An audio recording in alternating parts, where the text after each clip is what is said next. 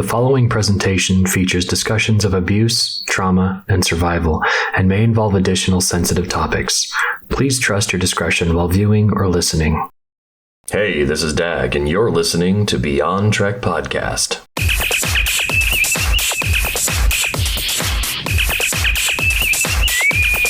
Red alert. Hello, everyone. This is Beyond Trek Podcast, and you're listening to Big J, along with hosts Dag, Renzo, and Suzanne.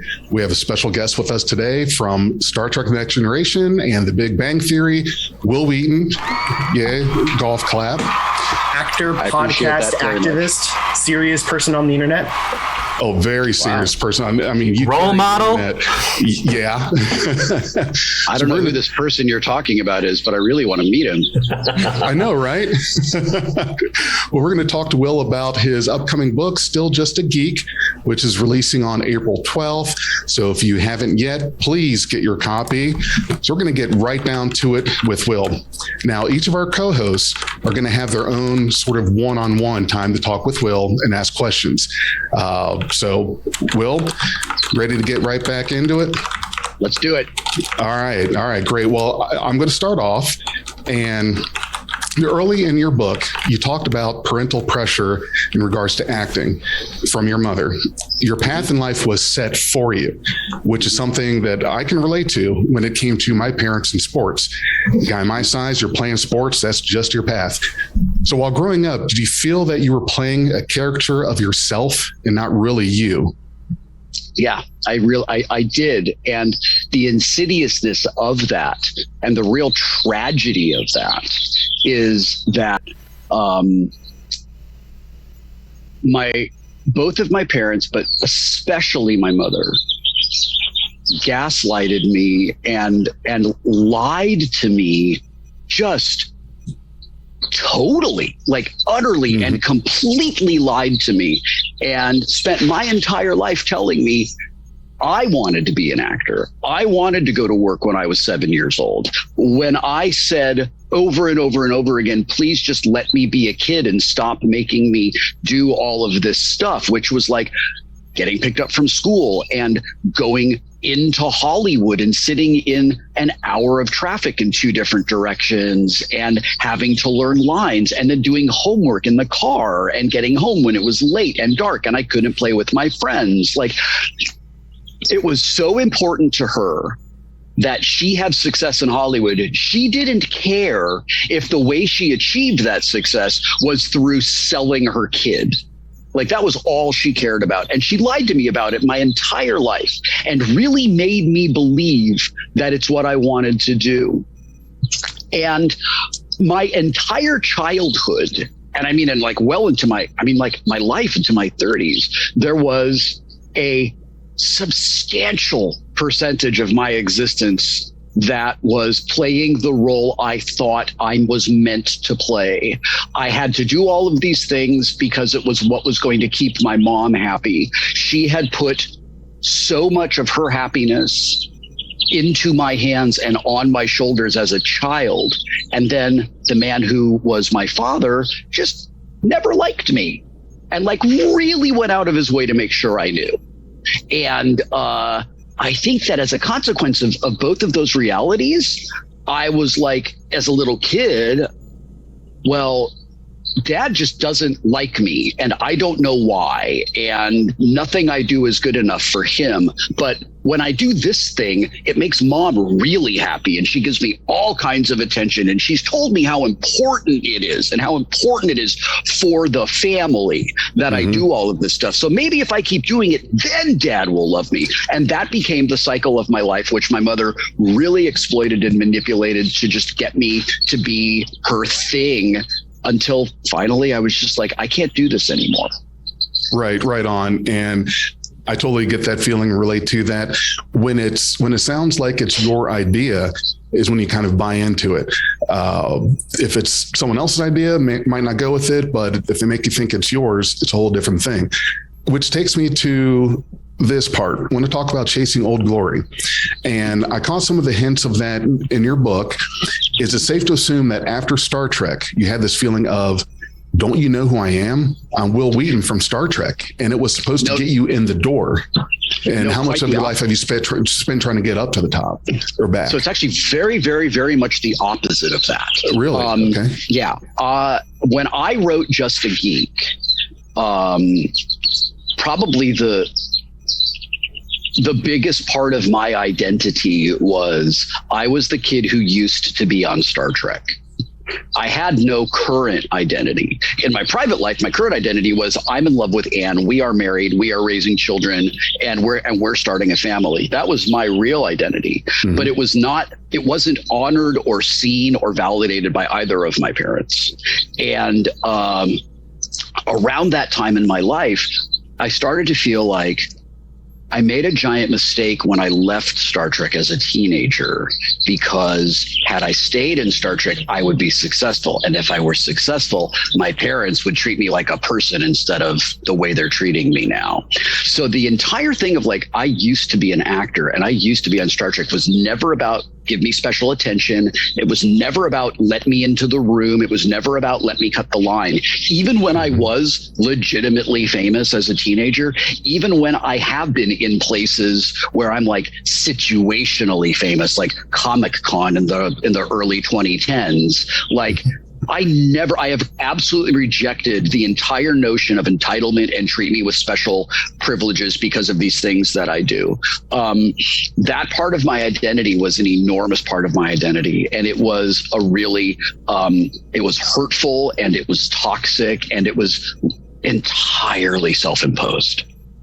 And right. I just wasn't aware of it. And a lot of Still Just a Geek is about my reckoning with that and realizing that and choosing I am going to live my own life now, and I'm going to live the life that is important to me. I can see the outlines of that, sort of like the faint pencil lines of it in Just a Geek. But I wasn't really ready to say it out loud yet because I don't think I really knew it in my heart just yet. So it's something that you eventually came to find out made life a lot better. And here's another thing that I think really improved your life, if I could say, and hopefully this topic is okay with you. So this is something that, if you recall, you and I talked about, I think it was last year, the year before, on GalaxyCon, on one of our previous video chats. It had to do with our alcohol and substance abuse as a way to escape the life that we were in. How much of this resurgence in your career today, or at least what you may see as the rise in your career and increased social media footprint, which is huge, how much of that would you credit to finding that sobriety? All of it. Mm-hmm. It was January 9th, 2016 that I called my best friend and said, I know you've been sober for a really long time and I have a problem with alcohol and I need to stop.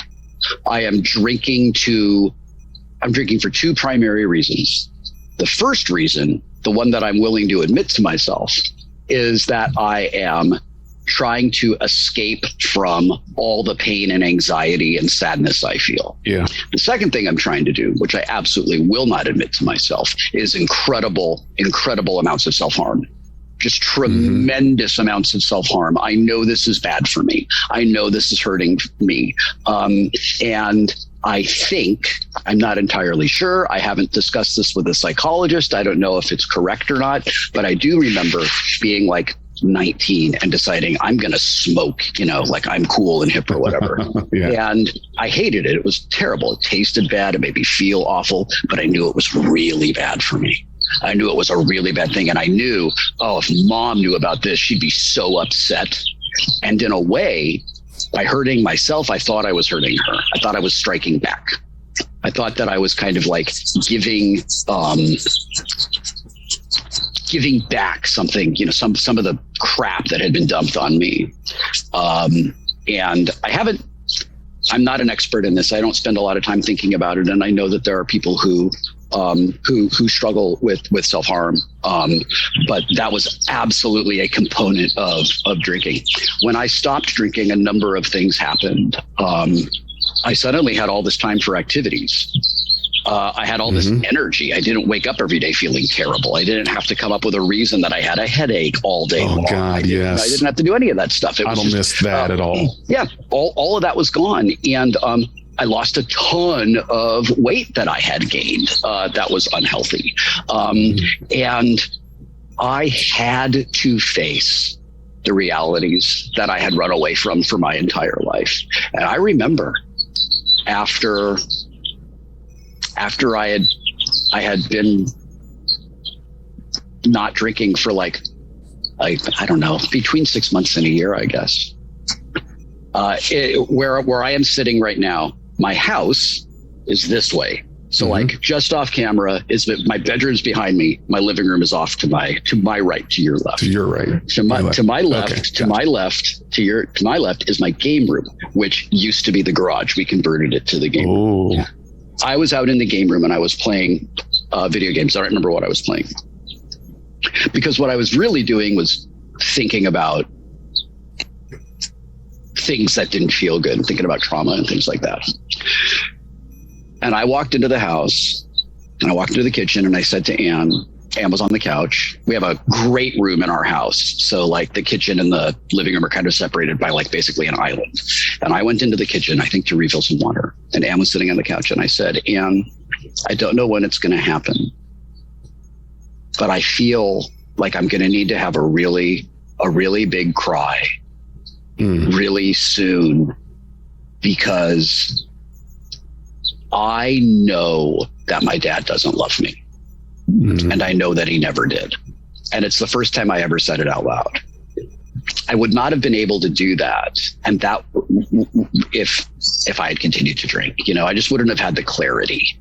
And I wouldn't have had the courage to really face that. I never would have had the strength to face it. And once that happened, it started this cascade, it was sort of like in your skeletal work. I just recently had a thing happen where I had a really severe seizure last summer. Oh. And as a consequence of it, it rotated one of my thoracic vertebrae. It was extraordinarily painful. Jeez. And for like 8 months, my back just constantly hurt. And a few weeks ago, I was laying down and I sat forward, and in the act of sitting forward, something happened and it moved back. It clicked back into place. I felt it.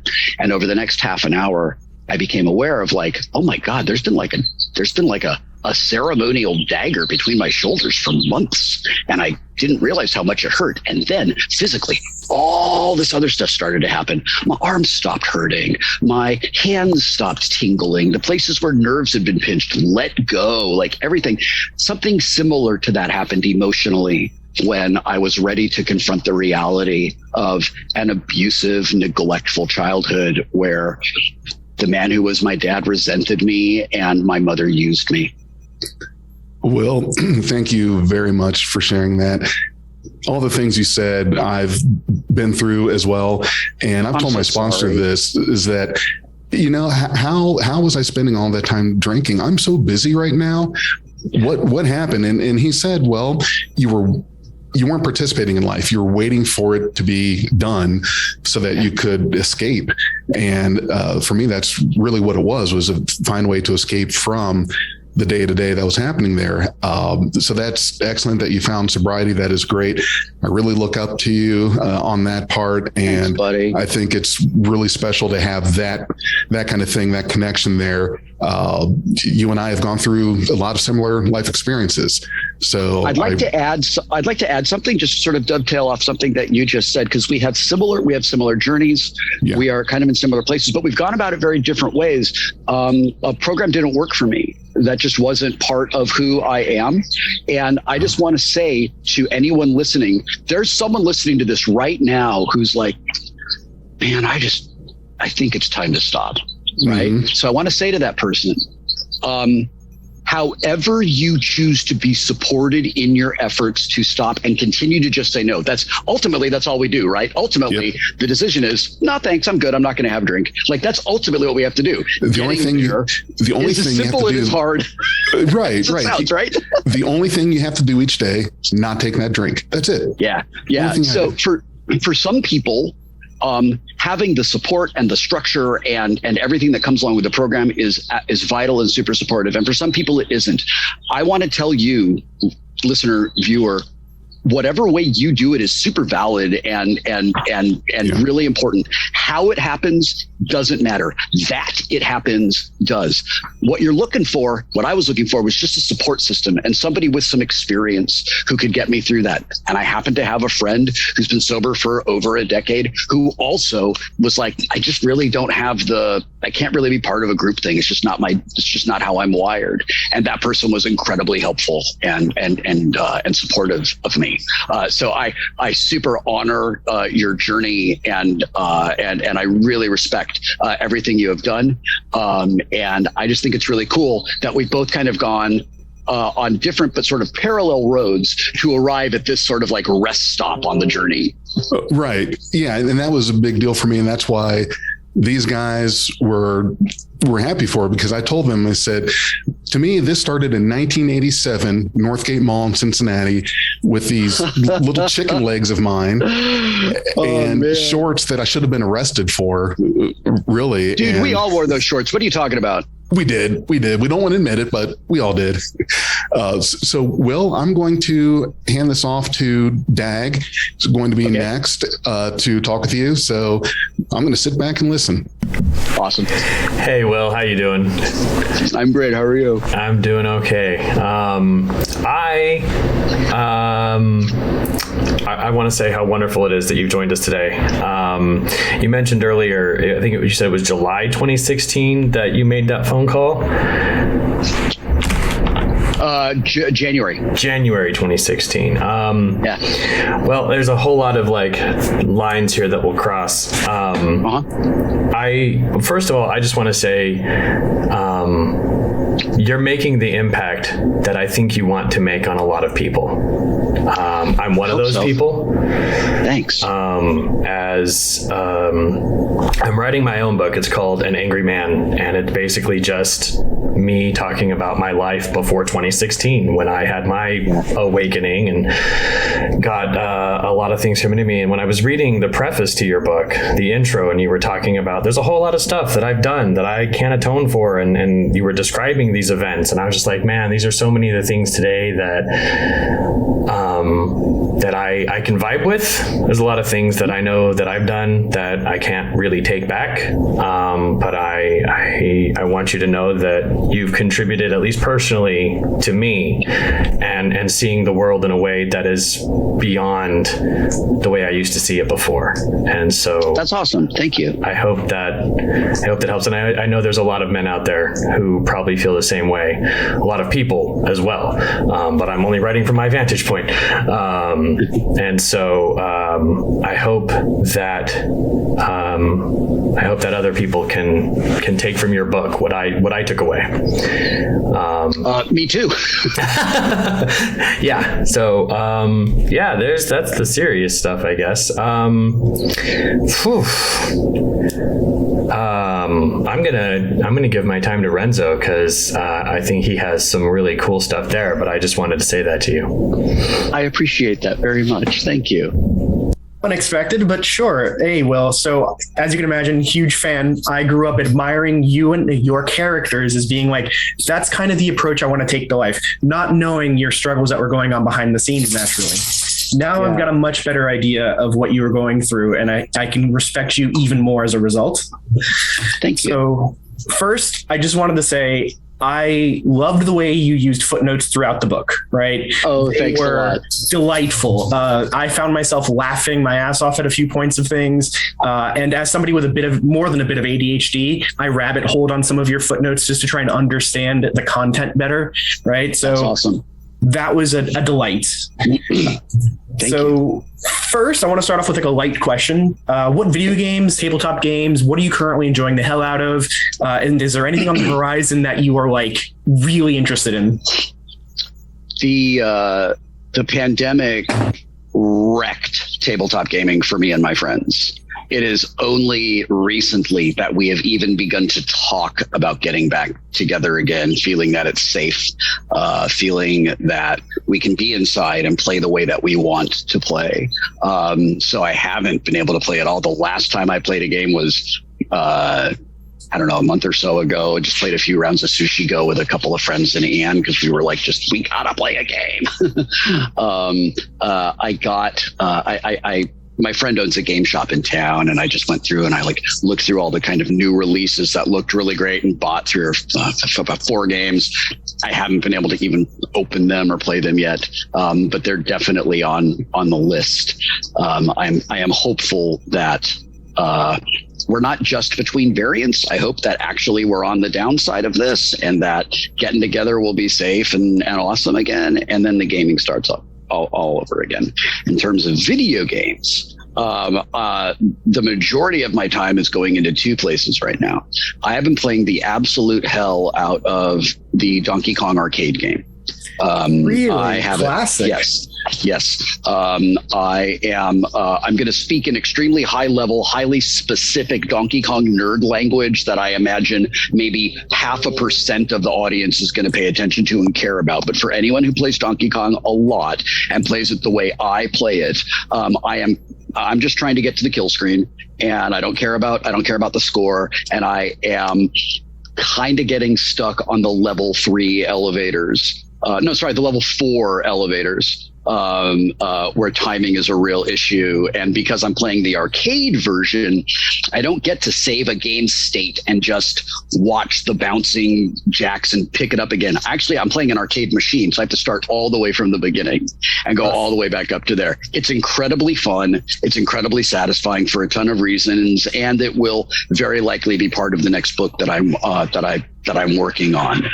The other thing that I'm doing a lot of is I'm playing NHL 22 on my PlayStation, and I'm playing through career mode. And I created a character called Blaine Gretzky. He is the mirror universe version of Wayne Gretzky. He has the goatee and everything. And he wears number 98. He was drafted first overall by the Seattle Kraken. And I'm playing through his career, and then I document his career on my Instagram stories. And Blaine Gretzky has probably 50 fans in the world, but they're crazy super fans, and I love them. I get messages from them. Evan Evagora, who plays Elnor on Star Trek Picard, is a massive Blaine Gretzky fan. He told me this when I saw him a couple of weeks ago, so now I try to tag him in Blaine Gretzky posts, and Blaine Gretzky dedicates wins and things and milestones to his number 1 fan, Evan Evagora. So Evan will never see this. I know he doesn't pay attention to me outside of when we do Ready Room things together, so I can tell you and he'll never find out. I'm going to make some Blaine Gretzky trading cards specifically so I can give one to Evan. That's fantastic. It's good that you found like a good outlet for your gaming needs even in the midst of the pandemic, right? Because it's been really fun. I had literally just bought the entire Star Trek Adventures like board cube with all the books to try and like run a campaign at work, and then pandemic, and they're still in the box because there's been no way to sit down with 8 folks and play through something like that.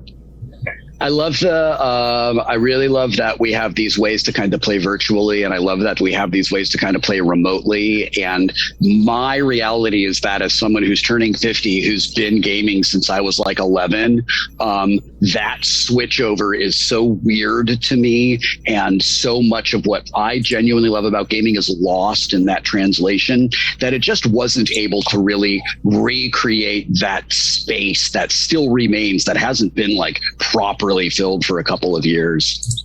But for everyone who is able to do that, I'm incredibly happy for you, and like a little envious. No, I'm with you. So I started playing tabletop games in high school. A teacher got me into playing Rifts, right? And I tried playing Pathfinder and D&D and such online, and it's just not the same. I find my attention wavering. I get drawn to other things, and suddenly I feel like I'm half-assing it, and that's no fun for anyone. So Yeah, I agree. So switching to a more serious tone, in your book, on your Twitter, and a ton of other interviews, you've been very honest and upfront about your own personal struggles with depression, right? Yeah. You've talked about having had, to put it mildly, a challenging childhood, like you were talking about with Jay. A lot of people who struggled with similar things find that they get themselves into activism to try and like make the world a better place, right? As an outlet for that frustration, or they get themselves into gaming as an escapism. And I don't mean that in a negative way, right? Sure. Do you have any fond memories of times where either like your activism or video games like really helped you get past a heavy day or in a very tough emotional day? Like that January 2016, after you had that talk with Anne, did you like sit down and play like some Diablo 3 or something just to get your mind off things? Like anything like that? It's not really, I understand the question. And it's just, that's not really how I work. What has been related to that, and the reason that the next book has so much to do with Donkey Kong, is that I have found that in certain games, especially 80s arcade games, and I'm thinking specifically of Donkey Kong, Mr. Do, Major Havoc, Tempest, those are the ones that I play the most. There's a rhythm to them. And there's a meditative, hypnotic quality to them when, as a player, I kind of fall into like that zone that you kind of got to be in, so that like my joystick moving happens to be in sync with the counter in the processor. So things are happening in a way that support each other and make it easy for me to kind of move through the game. While that's happening, an enormous part of my mind drifts off a little bit and starts working on ideas, starts working on story stuff. Or if there's like something that's been gnawing at the edges of my consciousness, something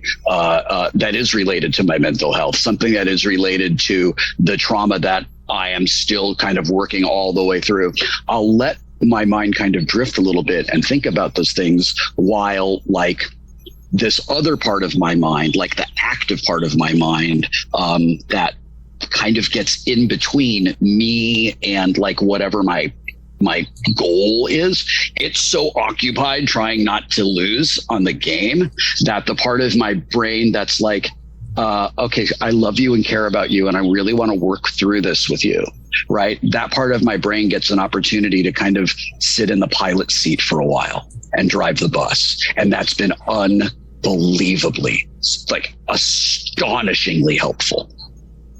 Yeah, I mean, you're focused on all these 80s arcade classics. It definitely makes more sense why you were so involved and so awesome in the Ready Player One audiobook recording, right? Like it makes sense now that you were passionate for it. I just happen to be one of those Gen X men who did all the things Ernie talks about in that book. You know, there's a lot of us. It's just like, yeah, this is the stuff that we grew up with. This is the stuff that we love. And he wrote a story about all of those things. Yeah, I am so honored and so grateful that I get to be part of that. That's part of my legacy. I really love it. Yeah, that was just such a good time to do. I just came across a thing that Ernie sent me that I had completely forgotten about 1,000,000 years ago, 20 years ago. Ernie was a slam poet in Austin, and he recorded a bunch of his live shows, and he released a self-produced album called Ultraman as Airwolf. And I loved it. I was just blown away by it.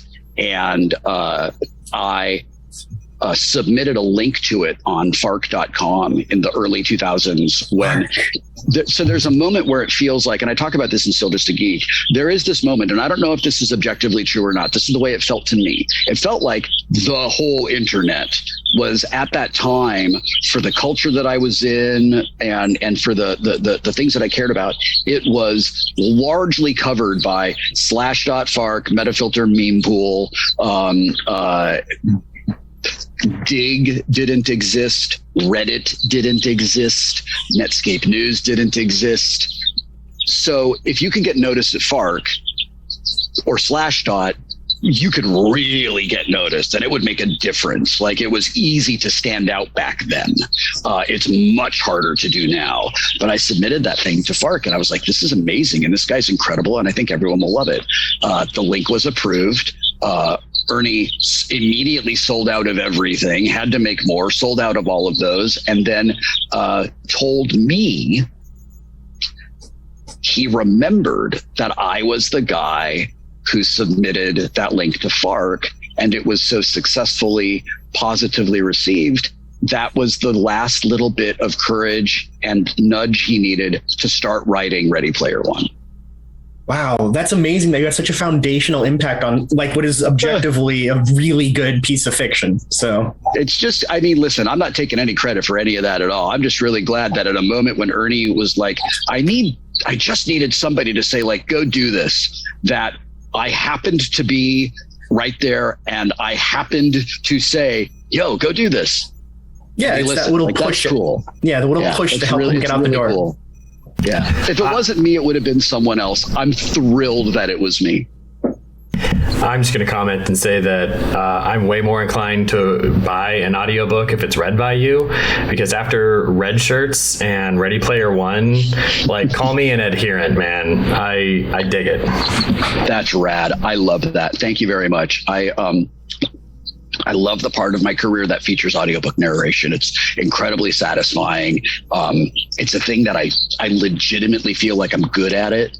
I feel like when I do it, it is special because I did it. And that's a weird thing for me because I spent my whole life kind of like being told directly and indirectly that actually everything I did sucked. And it's just, there were some people who were kind of fooled by it, and they would eventually see through me. And I kind of don't feel that way. I'm really proud of myself and I feel really grateful for it. And I feel good about all the hard work that I do. It's really, really great. And it makes me sad when I think about all the years, the decades I spent not allowing myself to enjoy that kind of feeling. It is possible to enjoy those feelings without walking around like you're the biggest fucking deal in the world. You know, there's like a huge difference between those things. I was not allowed to experience that difference as a kid. I had to discover it on my own. But thank you. You're very, very, very kind. It is an incredible privilege to narrate audiobooks. And because I'm all about the promo and the self-promo and the hustle, if you enjoy the audiobook of Still Just a Geek and you want to check out other things that I've narrated, I got two places for you to go. wilwheaton.bandcamp.com, where I've done some independently produced audiobooks. And there's some weird kind of like loopy music that I fooled around with and made once. And also radiofreeburrito.com, which has about a decade's worth of infrequently updated podcasts of me telling you stories and reading you stories and playing weird music and just doing kind of bizarre late night radio stuff that I really, really like. So if you like my voice and you like the way that I do things, I have now successfully engaged in self-promotion. Thank you very much.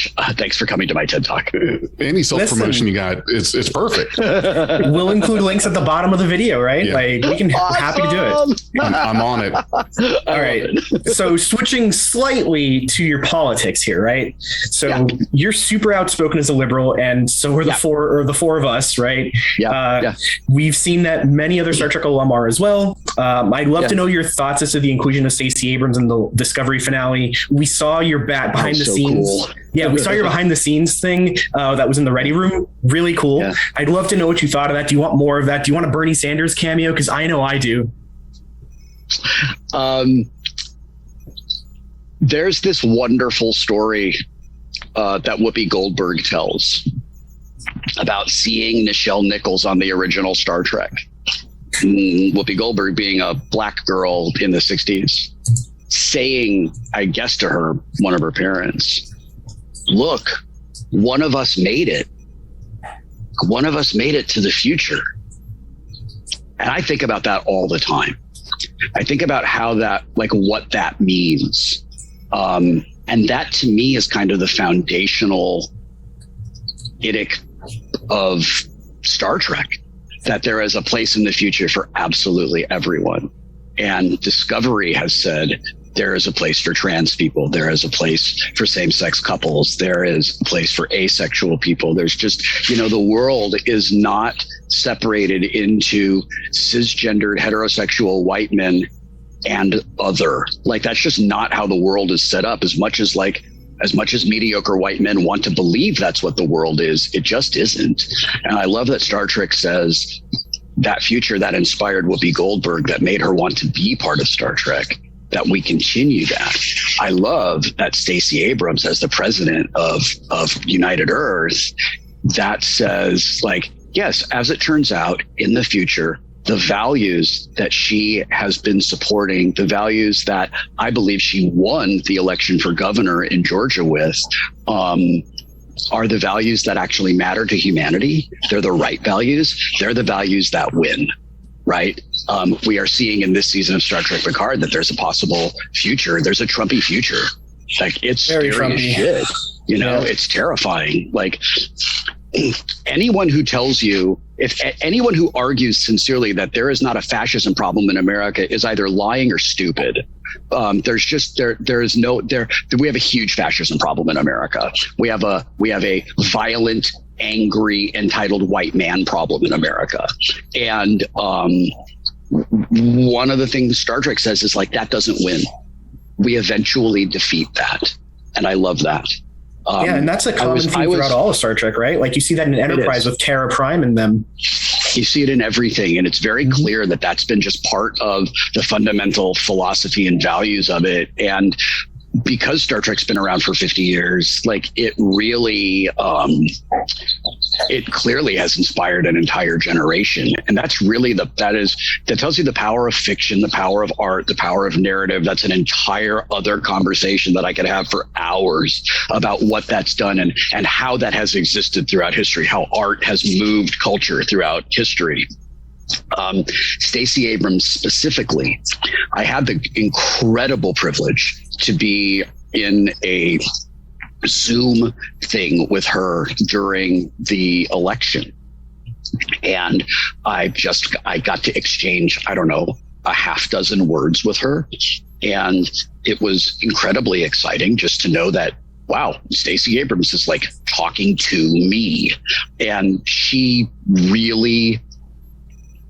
inspires the heck out of me. Like, I would love for her to run for president. I would love for it to have that opportunity. The thing that surprised me the most that I loved was what an amazing actor she is. I expect a certain degree of competence from politicians because they need to be communicators and they need to be able to like get a message across. But being a good communicator and being a good dramatic actor are two really different things. And she's super good at both of them. And I just didn't know that she had the acting tool in her toolbox. I would love to see her on Discovery in the future because it increases the odds that I get to interview her on Ready Room. True. And then I've also told, I have only half jokingly told the showrunners of every single iteration of Star Trek on the air right now, if you ever need someone who can travel through all of space and time and just show up whenever you need him for something and then leave, I know a guy and I'd be happy to make an introduction. Well, I mean, that's the cameo many of fans have been asking for, right? I want to see it. He just stole the question I was going to ask. So just because I exist in Star Trek and Stacey Abrams exists in Star Trek, there's a non-zero chance. I mean, it's like a 0.7,000 zeros and a 1% chance that we could be in the same place, but it's still non-zero. Yeah, non-zero. Dag and I watched that same fundraiser you did for the Democratic Party. We loved the interactions. Stacey Abrams shows off her brilliance in it when she's handling even just like random Trek like quiz knowledge. She is brilliant, and it shows in like her interactions with folks. So I just want to say thank you for taking the time to answer my questions, and I'm going to hand you off to my co-host Suzanne. Okay. Hi. Thank you so much for speaking with me today. It's such an incredible pleasure. I'm sure you've heard me say this a lot. I'm having an insanely wonderful time talking with all of you. I love doing this. Glad. I'm very glad. I wanted to mention a couple of things before I get into questions, if you'll allow me. TNG was my first Trek. Awesome. My parents sat me down in front of TNG, I think, when I was 3 years old. And my first imaginary friend was Beverly Crusher. Awesome. I love that. I grew up really relating to Wesley a lot. And I also wanted to say thank you so much for your continued support of LGBT Trekkies as well. I saw your pin at Star Trek Day, and it means a lot. It means a lot to all of us, and it's very important. So thank you very much. You're welcome. I can honestly say I wish it wasn't. I wish the LGBT community got that absolutely everywhere they went. I wish the identity and the experience and the choices made by a member of the LGBT community were validated exactly the same way every choice I make as a white dude, simply because I exist. And until that happens, I will use every piece of privilege I have to do everything I can to close that gap and just take away all this disgusting privilege that's handed to us that so many of my fellow white dudes do absolutely nothing with. Thank you so much. That really does mean a lot. I did want to talk about a little bit about anxiety, because I also have anxiety. I have generalized anxiety. I also have ADHD and autism. So I'm comorbid. I have all, like... That's a lot. You have a really interesting brain. Yeah, I have a very strange brain. It's a lot. I wanted to talk about how that factors into your writing specifically, because I'm trying to write a book as well, and I find that my anxiety just to start something will often, I'll write 3 chapters in a day and then I'll hate it and throw it away and start over again. I wanted to ask if you had any techniques kind of to get around any anxiety that you feel, especially annotating this particular book, and if you had any advice for young storytellers.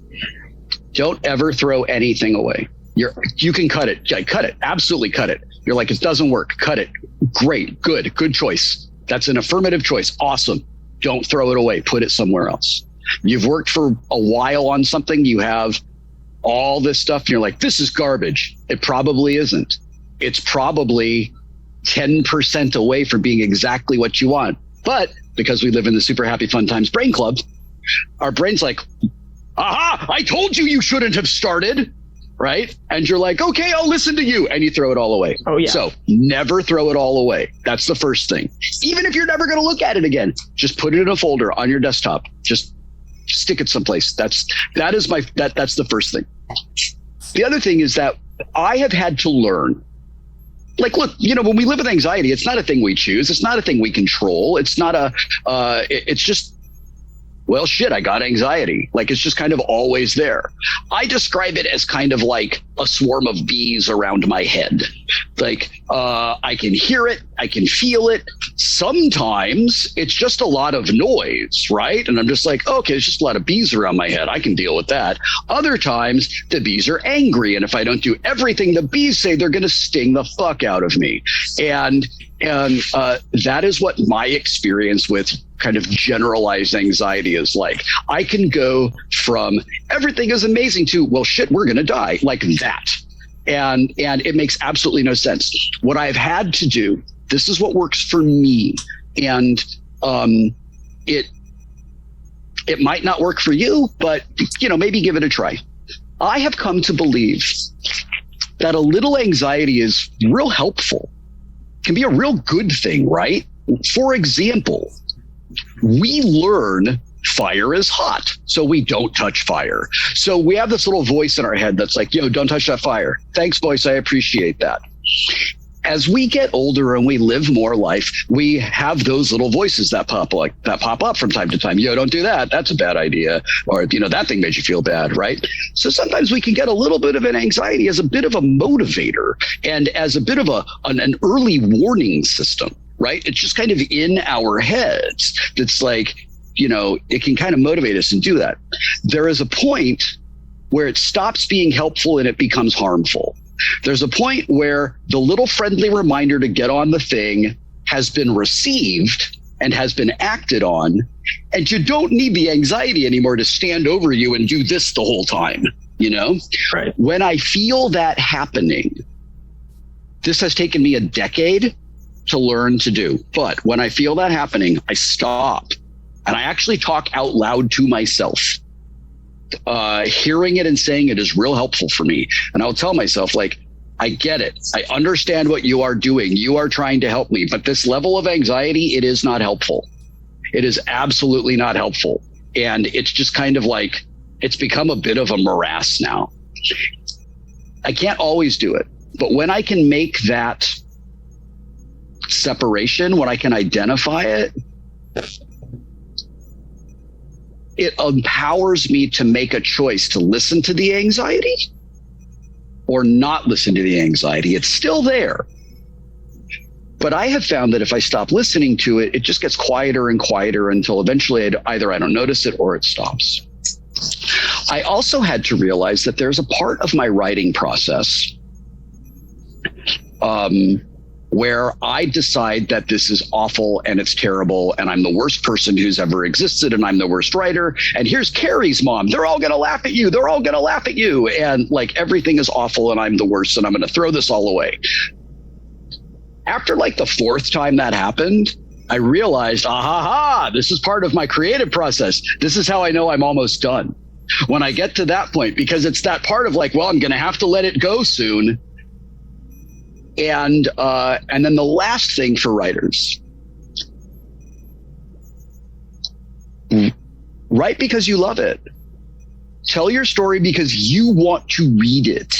Tell your story because you want your story to be in the world. And you have to be okay with that being the only reason the story is ever written. If someone else reads it, well, that's awesome. If someone wants to publish it, what? If someone wants to send you on a press tour and publish it and put it in the world, okay, right? But the whole reason, the whole motivation behind any art at all has got to be, I don't know, I really love this. And it nourishes a piece of my soul that isn't nourished by anything else. And then it is so essential that we separate whatever the end result is from the process of doing it. And that we just love the process of doing it. And then when it's done, we kind of got to let it go and move on to the next thing. That's awesome. And like, I mean, I don't know if that's helpful. I always feel like when I talk about the things that are helpful for me, I feel like Brad Jacobs on The Simpsons going, there's nothing tricky about it. It's just a little trick. And I feel like I oversimplify things, but I'm trying to reduce what has been like a decade of really complicated work into some really easy kind of like almost aphorisms that people can just ingest and then research and unpack in their own kind of way, right? Do the thing because you love it. Don't do it for another person. Do it because it's meaningful to you, because it brings you joy and it puts something into the world that you're really glad is there. And if it happens to be something that works into a professional or career or financial kind of thing, that's great. I love that. Cool. But you can't start thinking about that until you've done so much writing that you feel real comfortable saying, yeah, the next book's going to be about blah, blah, blah. I don't know really what it is, but I know it's going to be about blah, blah, blah, and I'm going to do it. When I could do that, I knew, cool, I can commit to an idea and build out the idea. And that took all this pressure off of me to build the entire thing and have it perfect before I even ask if it's okay to do it. That's awesome. No, thank you. That is really helpful. And I know it seems maybe oversimplified, but it is true that, I mean, you know, a lot, even just sharing what might help you could help a viewer, could help somebody think, oh, I never thought about it that way before. And I really appreciate it. I also wanted to say that the bees analogy, all of my friends will watch this and go, oh yeah, they say that all the time. That is how I view my brain. It's like they're in every direction. And sometimes they get a little closer and I don't know when it's going to happen. And I don't know where they're coming from. Right. But they're there. So I totally relate to the bees 100%. I'm sorry that you relate to the bees, but also but I got to tell you in a way that's like kind of reassuring to me. I'm sorry that you experienced the bees, but thank you for sharing with me that you also experienced the bees. It really makes me feel a little just less weird. Yeah, and this might also, you might also relate to this. I also have depression and the ADHD and, you know, autism, all that. Sometimes there's elevator music too. And so I'm just like sort of apathetic, but there's like buzzing. But I also wanted to kind of go off of that and go into something that I watched that really, really touched me and meant a lot to me. And it was the video that you made for a newborn named Violet about why it's cool to be a nerd. As somebody with ADHD, I was very recently diagnosed. I didn't know I had ADHD until I was 18. And so I sort of had to relearn how to be a person and why people thought I was weird and why people thought that it was weird that I loved the things that I loved. And you said in it, you said that the thing that ties nerds together is the way that we love things and the way that we can find other people that love things the way that they do. With social media today and with younger generations that are also still dealing with that. I mean, I was called a nerd my whole life. I still get called a nerd. Clearly, I'm wearing a comm badge. So why do you think that is still relevant today? Why do you think that would still be relevant for people like me? I think that we're all looking for community. We're all looking for our people. We're all looking for a place to call home. We're looking for a place where we're safe, where we feel supported and loved. And one of the reasons I told baby Violet, who is now not a baby, she's a person, she can talk. Baby Violet is old enough to have heard that and understood it by now. One of the reasons I told her that being a nerd is not about the thing you love, it's about the way you love it, was so that we would give each other space to be enthusiastic for the things that we love. I don't like football at all. I actually kind of dislike it for a ton of reasons, but I know that there are people who love football the exact same way that I love Deep Space Nine. And I know that they put on their football costume to go to a game the way I put on my Star Trek costume to go to a convention. We're doing the same thing. We're loving it in exactly the same way. It's just a different kind of thing, you know? One of the reasons I put that out there is so that idea, I wanted to plant that idea so it would take root everywhere. The more people who are just like, oh, you're a blah, blah nerd. I'm a blah, blah nerd. Like, cool. You know, we're nerds about these different things. Like, why are you a blah, blah, blah nerd? I'd love to know more about that. You know, those sorts of things. I think that one of the things that's real important about that is that people who are nerds for things are enthusiastic. We're enthusiastic about it. We love it. And we like, and our enjoyment of loving a thing is enhanced by sharing it with another person who enjoys it too. I don't know why. I don't know what it is, but there is that moment. Like when I was watching the finale of Star Trek Discovery, I watched all this stuff in some cases months before it's broadcast, entirely by myself in like the cone of silence in a Faraday cage so nobody can find out anything about it. Can I tell you how much I wanted to be able to turn to the person next to me and go, Stacey Abrams? Like, I didn't get to do that because I was watching it by myself. But for people who are like, oh, I love this, how cool to have that moment. That's why I think it's really important. And I think it's important that we nurture that community. And the community, the larger nerd community that exists as a consequence of our conventions where we gather, the giant ones like the Reed Pop conventions, and then the little tiny 700 people at one expo hall over the weekend comic book anime conventions. That's our Lambeau Field on Sunday. You know what I mean? Like that's our church. That's our rec room. That's our concert hall. That's just where we get together and do stuff. And it is so important that we who are currently kind of taking up that space, we have to protect it. We have to cultivate it. We have to nurture it. And this is really important. We're not gatekeeping it, and we're not keeping people out. We're keeping it healthy and thriving and flourishing so that kids who are future nerds, who may not even know they're nerds yet, will have a place to go when they need a place to go. And they will have the same place that we have.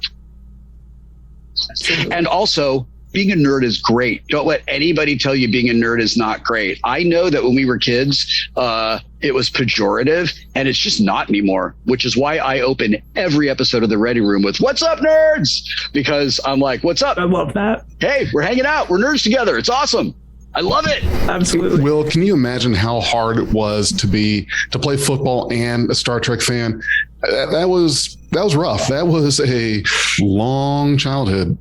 And the thing is, now we have created a world where you go to football practice, and then after football practice, you go home and you play Smash together for a little while, and then you watch Star Trek or Firefly or Battlestar Galactica or Squid Game or whatever it is.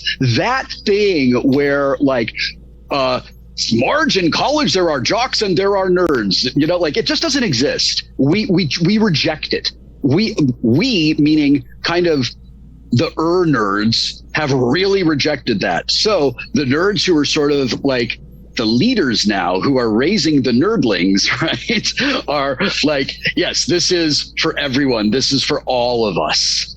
And it's better the more people are here. Like, in a lot of ways, I feel like it's not a zero-sum competition, right?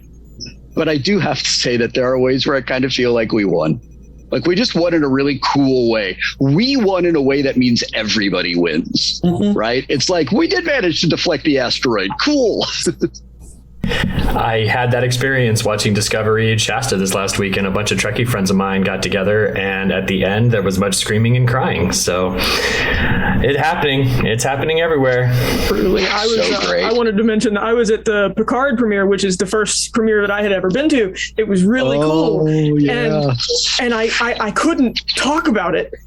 And it sucked because I couldn't talk about it with anybody except for maybe like a friend of mine, Heather, who had been. And so it was really hard not to talk about it. So I totally get that. But for me, it was only a week. I can't imagine waiting that long. It is so like I'm so far ahead of the world on everything related to Star Trek, and I cannot talk about any of it at all. That's rough, buddy. That's rough. So being ahead of everybody else. Thank you. I appreciate it. Your thoughts and prayers are so welcomed and appreciated during this unbelievably challenging time. Thank you. Bless you all. I appreciate it. I feel it. I really, really do. It's probably painful to hear all the fan theories and everything else. You know what? I'll tell you that my absolute favorite thing is when a fan theory accidentally ends up being right, but they got there the wrong way. I love that.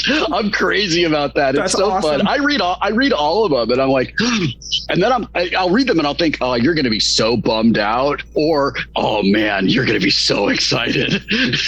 Just all that stuff. I see it all the time, and I can't talk about any of it. I come out of like, the secret tiny extra dimensional space that I have to slip into to watch these things to prepare for Ready Room. And I'll come out and Anne will see the look on my face and she'll be like, what happened in Star Trek? I'll be like, I can't tell you. And I really wish that I could talk about it. And she's like, I don't watch any of it. So you could tell me 100% of it and I wouldn't understand any of it at all. And I'm like, yeah, I know, but I can't take a chance that you inadvertently drop into conversation. Remember that time Stacey Abrams was, Exactly. Oh my goodness. Yeah, no. I had one more question for you because I know we're running out of time a little bit. Okay. The beginning of your book resonated with me a lot. The introductions where you speak about leaving the warts and all in the beginning, and leaving that in and having accountability for that. I grew up on social media. So for me, it's not just it's things that it's not just things that I've said, it's things that I've posted, it's things that are still on the internet that people can look at.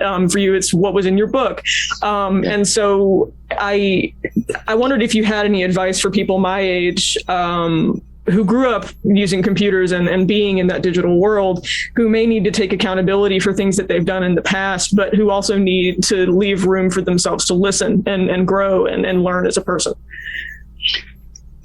That is a lovely question, and I really appreciate you giving me an opportunity to speak on it. It's something that I've thought about.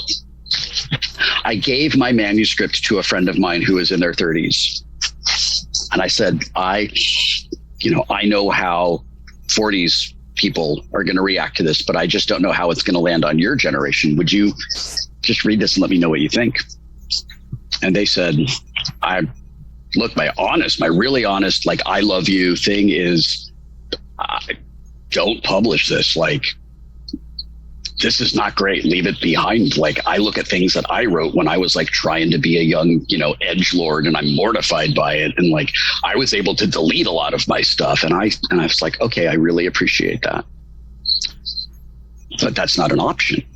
Like, contracts are signed, things are happening. Like, I can't not do it. But I thought about that impulse, and I thought about what it meant that I was really vulnerably and honestly just exposing parts of myself that I find embarrassing or regretful, or in some cases even shameful. And I realized that as I look back at those things, the fact that I find these certain choices I made regretful or embarrassing or gross shows that I've grown and changed since then. And that's wonderful. And that is super important, and it's super okay. Here's the thing. None of us who say and do regrettable, childish things when we're young are special and different. Everybody does it. Everybody does it. Everybody says a hurtful thing. Everybody says a hurtful thing they know is hurtful to be hurtful, because they haven't yet learned not to do that. That's part of growing as a person. When you grow up in public, things that would have happened in front of a few kids on a playground now happen in front of the internet. You're gonna say and do things that you regret. As long as you start from a place, and this is like, just as parents have to do this with kids. You start kids in a place where just like hating people is not okay. That's not what we do. Othering people is not okay. That's not what we do. Dehumanizing people is not okay. That's not what we do. Those are just parts of the values, right? You're still going to do things that you find regretful. You're still going to say things that are hurtful, and you're going to be bummed about it.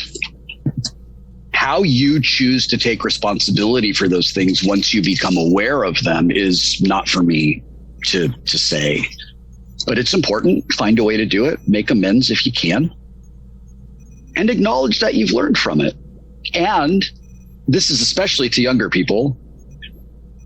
Please be patient with people as they are growing and learning. Please be patient and gracious to people. And I know that a lot of the time a younger person will say that this is tone policing, and that's not what I mean at all. What I mean is, I know what tone policing is, and it's a way to shut down discussion, and that's not what I'm talking about.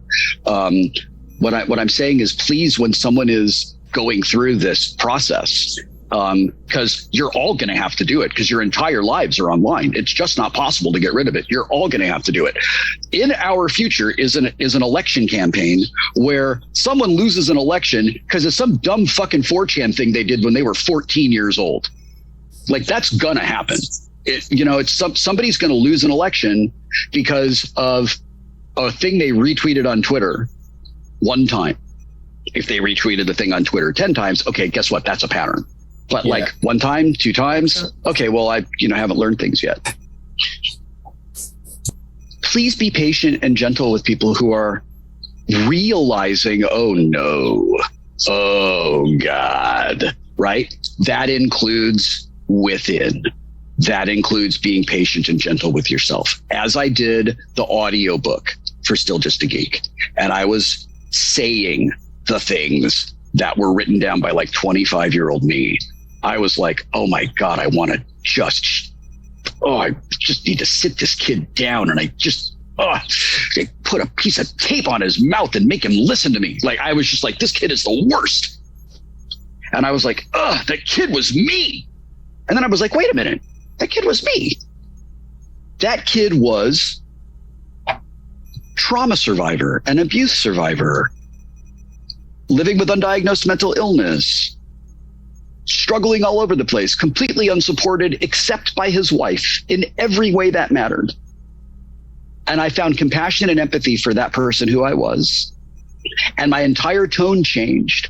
I went from like, what the hell, man, to, oh, buddy, I know what you think you're doing, but I'm going to tell you why it's not going to work and why you're going to regret this in 20 years. And I think having that type of compassion toward ourselves at every step of our lives is extremely important.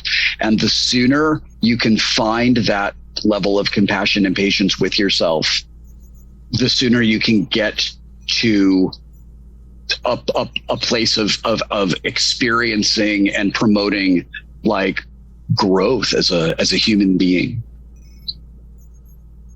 Well, Wil, just wanted to say, yeah, that was great. I could listen to you all day. Same. I know we all could. So, Wil, before we start closing up, again, want to be respectful of your time. This was the moment that Jay's computer blue screened on him. I think he meant to say respectful of your time. Yes, and, I think he did. And then he was going to ask if you had anything else that you wanted to plug, and if you wanted to broadcast any of your socials. They're obviously already more visible than we are, but we're happy to help where we can.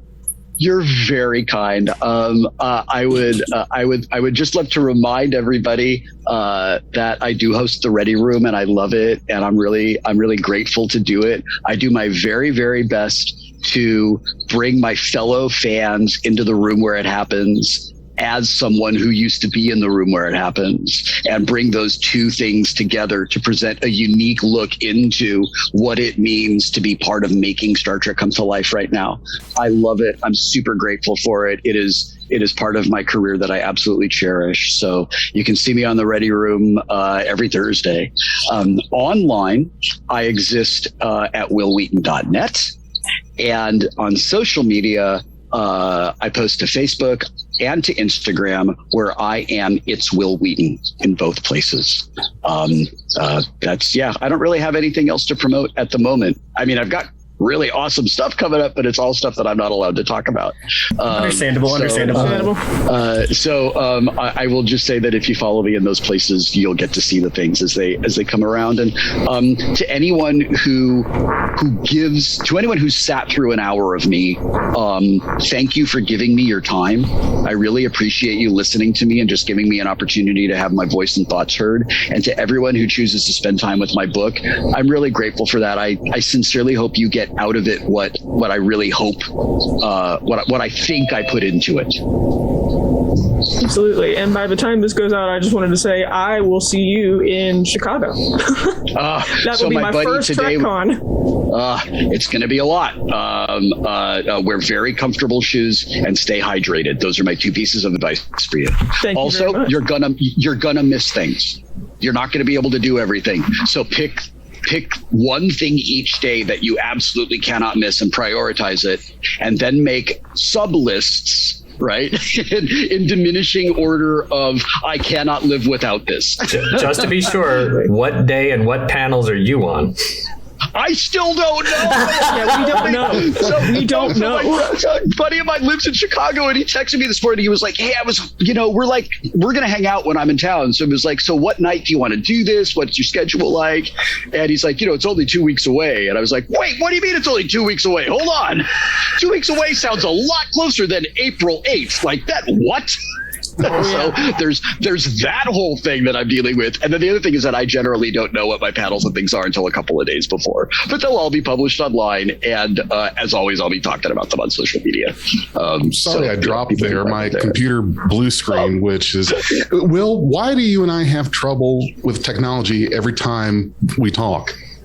I think it's because when you get two people with chicken legs like you and I have in the same place at the same time, it creates a bit of a technological singularity that just creates an interference field.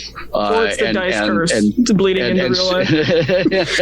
And of course, it is, of course, amplified by the dice curse. I had to mention that. I'm sorry, I had to mention the dice curse. It's quite all right. It is a thing that happens. But I'm glad you're back. I'm glad you're back to say goodbye. Yeah, I just wanted to call you to let you know I don't have time to talk to you. I get it. I appreciate it. I don't have time either. I've been working for the last hour. I gotta go. Right.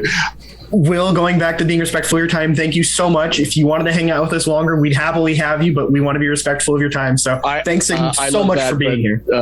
Dinner's not going to make itself, so I got to go do that. Right. But thank you. Thank you very much. Suzanne, I'll see you in Chicago. Absolutely. This was Or great. I guess by the time this comes out, I will have seen you in Chicago. Let's just time stop and think travel. about all the weird temporal shit we're doing right now. That's fun. That's why I love science fiction. I hope that you all stay safe and stay healthy. Please be kind, be honest, be honorable. Always do your very best and don't be a dick. Oh, that was perfect. I mean, that's a perfect closer right there.